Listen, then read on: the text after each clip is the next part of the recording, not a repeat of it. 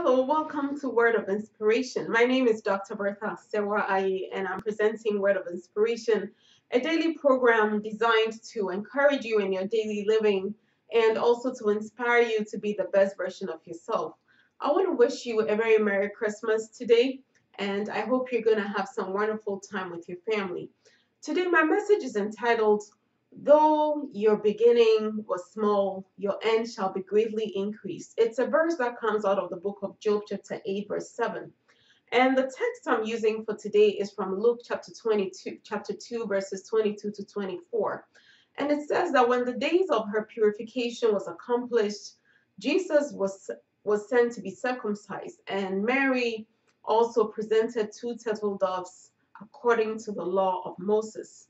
My hope is that by the end of this message, you will understand that no matter what state you find yourself today, this Christmas day, or just life in general, you would know that if you put your trust in God, God is able to elevate you from wherever you are to the place that He has destined you to be. See, Mary found herself in a very unusual situation. According to the law of Moses in Leviticus chapter 12, and you can read it for yourself, the Bible says that when a woman gives birth to a child, she becomes quote unquote unclean. She has to go through a process of purification, and during this period, she's not supposed to come near the sanctuary or come near any temple. And it makes sense for anybody who's ever had a child, you would still deliver some products of delivery for up to about 6 weeks until you are quote unquote purified, even in natural terms. But in Israel, there was actually a law. It's not just waiting for it to see if, that period of uncleanness stops. There was a law in place to cleanse a woman.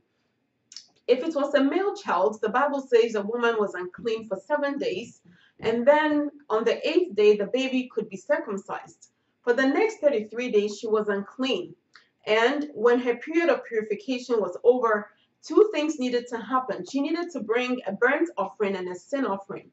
The burnt offering had to be a lamb that was less than a year old, and then the sin offering could be a small pigeon or a turtle dove.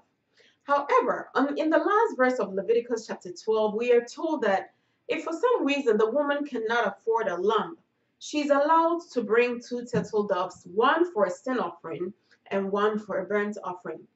Mary found herself in that position where she could not afford a lamb. Now, it's unclear to me whether it's because they had left their town and were living in Bethlehem because they had come to be taxed and the baby was born, or she just couldn't afford it. But when Mary got pregnant, one of the things she kept on saying was that God had regarded her low estate. It turns out Mary was poor. She was not very rich. She didn't have the nicest clothes.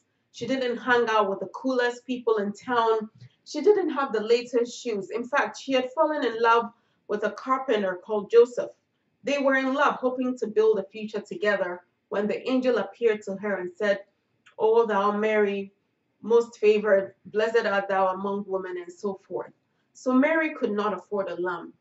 Today is Christmas. I don't know where you find yourself. Maybe you're alone, or you are with a group of friends. Maybe you received a gift, or you did not even receive a gift.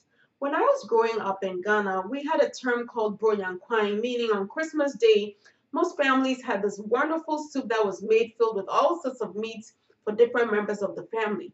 In some homes, their Bronyankwine was made up of big goats that was slaughtered on that day and grilled out in the open, and it was a big celebration if it was a well-to-do family.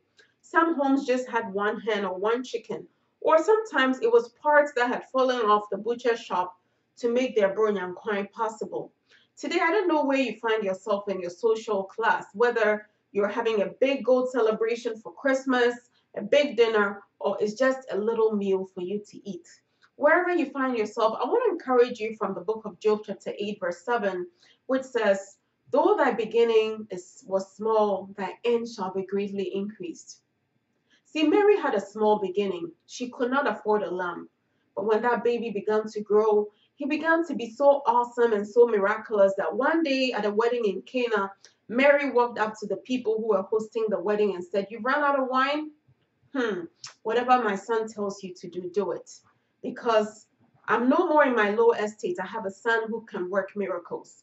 And wherever history is said, Today, as we celebrate Christmas, we remember Mary, the mother of Jesus. God picked her up from her low estate. I don't know where you find yourself today, whether you're where you thought you would be or where you desire to be. I just want to encourage you that though your beginning is small, like Mary, your latter end shall greatly increase. It's been a pleasure coming to your home this year. I'm still working on the theme, the miracle of Christmas. Please say this after me. I'm more than a conqueror. I am a winner. I'm the head and not the tail. I am blessed because God is with me. And as I walk according to his word, I will be the head and not the tail, above and never beneath. I will not die. I'm not going to give up on myself. I will live passionately. I will live to fulfill the purpose and the plan that God has for me. God richly bless you today. And may the Lord bless you and keep you. And may he cause his countenance to shine upon you and be gracious unto you. This has been Dr. Bertha Ayi presenting Word of Inspiration with the message, though thy beginning was small, thy latter end shall be greatly increased. God richly bless you. Please join me tomorrow.